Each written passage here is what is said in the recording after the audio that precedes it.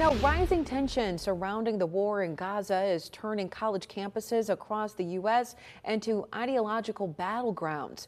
Anti-war protesters rallied through the weekend at Columbia University in New York. More than 30,000 people have been killed in the Gaza Strip since October, and the school canceled in-person classes yesterday out of a concern for safety. Now, more than 45 students were arrested during a similar protest at Yale, but the threat of jail time isn't deterring organizers just yet. Fox News correspondent Alexis McAdams has more.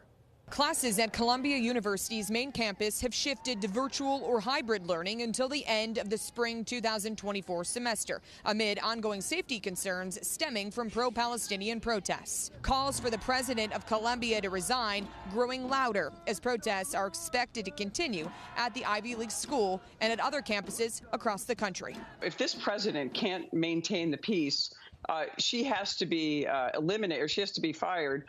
And, these students have to be expelled. These faculty have to be fired. Tuesday morning, workers busy putting up a tall plywood wall outside of the NYU campus to block the area that was mobbed by demonstrators Monday night. Please leave the plaza now, or you will be arrested for trespass.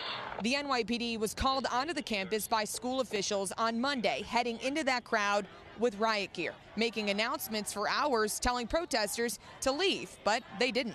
Police arrested more than 100 protesters who set up the tents in the so-called Gaza Solidarity encampment. Officers used flex cuffs to remove the protesters from campus, charging them with trespassing and disorderly conduct. Jewish students say the criticism of Israel on campuses across the country has made their everyday lives nearly impossible. We can't go into finals and study when there are people shouting and using blowhorns till 3 a.m. in the morning and taking over our dining halls and our libraries. Just days after police removed those tents off Columbia's campus, there's more than 100 tents back up and counting as protests are expected to continue. Reporting in New York City, I'm Alexis McAdams, Fox News.